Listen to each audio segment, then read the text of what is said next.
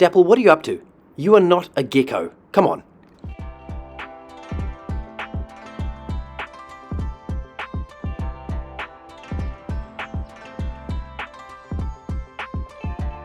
Hey everyone, so this is my Cunningham skink, Dapple, and he is going for a climb. Now, I don't know what to make of this, but he is a terrestrial skink. So, you know what? Good on him. Good on him for trying. He's feeling extra explorative and athletic today. But this video is not about Cunningham skinks. It's about New Zealand native geckos. This is the northern green gecko. Now, this is me going out at night to see what activity we have in the outdoor gecko enclosure. It's a crisp evening in the South Island, and I'm wanting to see what's out tonight. Here we go. One of my northern green geckos. Now it's nighttime. So why is this green gecko out? Now I'm going to be one with the geckos, and I'm going to get in nice and close. I'm going to get into the enclosure and pretend like I am a gecko and really get into its environment. Now, northern green geckos, or Nautilus grey, a endemic species, the holy grail, rarest gecko in the world apparently, are ephemeral. So what does that mean? It means that they're active at both day and night, depending on when food is required, which makes them incredible animals to keep in captivity. So that means I have to feed them day and night and make sure food is always in there. I thought while I was at it, I would go check up on Rex, my little jumping spider. Now I caught Rex about a week ago and he's doing super awesome, and the upgrade to his little terrarium is coming. So how do I catch wild caught insects or flies? Well, I use dog food. Dog kibble, dog meat, raw fish, whatever works. I put it into a fly trap, and if I don't feel like running around with an actual net looking like an absolute idiot, I'll generally use a fly catcher. Now these work perfectly. You leave them out for a couple of days, you come back, lots of flies. Now after a day or two, there's enough flies in there to harvest. Now some people like to open these fly traps and just let them all loose into the outdoor enclosures, but that gets messy and often flies escape. So what I like to do is I like to hand pick them out and put them into a separate Tupperware or plastic container that I've got a hole cut in the top with some tape, and I remove that, and basically it just slowly feeds them out into the enclosure without any of them escaping. So it works well, and this should keep them going for an evening. Now, not to digress too much, but some of my daily husbandry and weekly checks are generally checking on my leopard geckos also to make sure that their humid hides have fresh sphagnum moss in there. So I'll generally have a look. If it feels too dry, then I'll replace it and I'll put fresh moss in. Now usually this is once every 1 to 2 weeks, and it keeps them happy, especially if they're going through sheds. Now let's talk about the northern green gecko, or New Zealand geckos in general. I've got two species here today. I've got the northern green and I've got the forest gecko. Now look how cryptic they sunbathe. See what she's doing here, this female northern green gecko? She's just slightly angling her body right towards the sun. It's been a cold winter in the South Island, and these guys are super stoked spring is here. They've got their fruit paste, and even Godzilla made an appearance.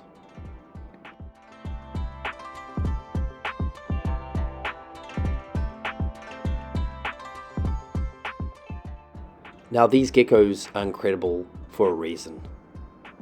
Look how they move. Look at their gorgeous colorings. Absolutely stunning animals, and so important to this part of the world.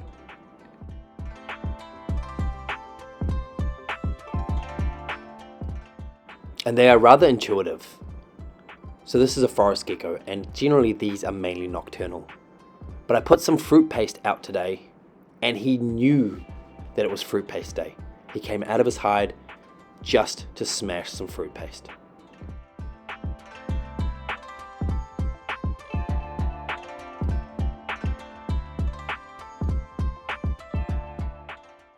Just look at their colorations and camouflage. Now this is a youngster, or a neonate, a little bit older, New Zealand forest gecko.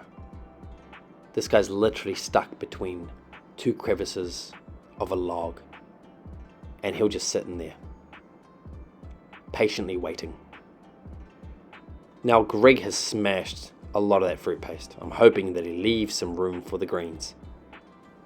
But coming out of his hide, he obviously wanted the enrichment. Now my day in the life of is usually pretty standard, especially in the weekends.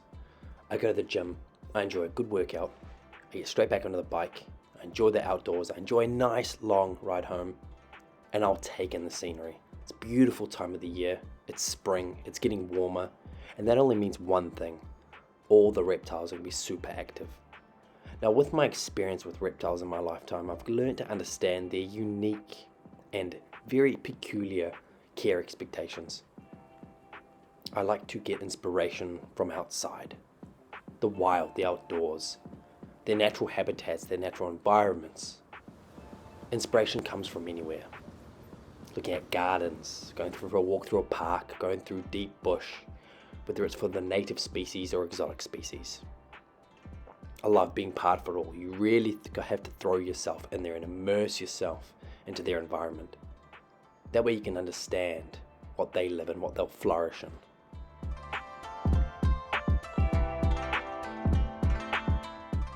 As the sun sets, the species come alive.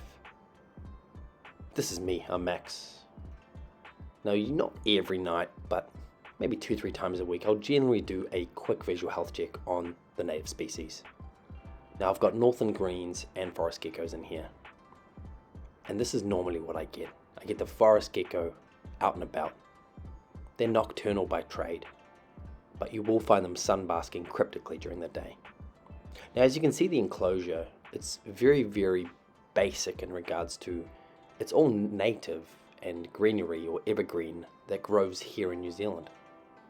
Now you can have two options. You can either plant them into a soil mixture, or you can just cut and trim and replace branches with leaves, lots of thick shrubbery, so they have plenty of places to hide. Alongside with that, we've got bamboo and leaf litter. As the sun rises, you get a different mix. You get the northern greens coming out first thing in the morning, like rabbits at dawn. Giving it a quick rinse. It's getting hotter, so I give them usually 2-3 mists a day, lots of fresh water. Go for a nice ride in the evening, and back at it 2-3 days later. This is Greg, one of my OG forest geckos. I have so much time for this guy. Their colorations and camouflage is incredible. He's super active and on the hunt. And this is one of my northern greens. Once again, every morning, it's like clockwork. Now, the reason I care so much about the native species is because I want my daughter to be able to see them when she grows up. I want her to appreciate reptiles like I did when I was a kid. I want her to get the same enjoyment, the same passion.